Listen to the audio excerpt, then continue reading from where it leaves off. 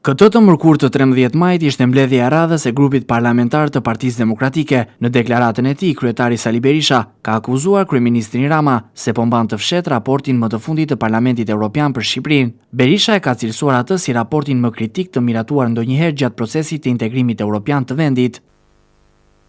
Si që faktohet çdo ditë më shumë, është marrë peng nga një organizat kriminale që drejton Shqipërinë me kreun e sajt Meduzës Edi Ramën.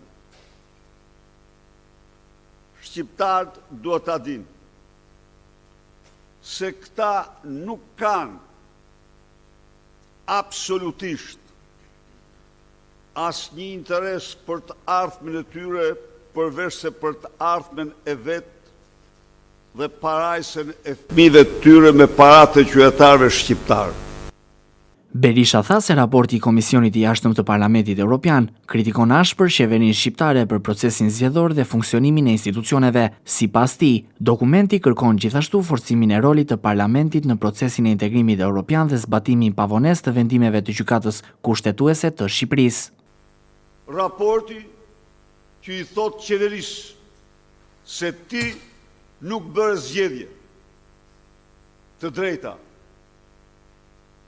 bërë zgjedhje si parti shtet, bleve vota e tjerë. Raporti që kërkon që parlamenti të ketë një rol qendror në procesin e integrimit,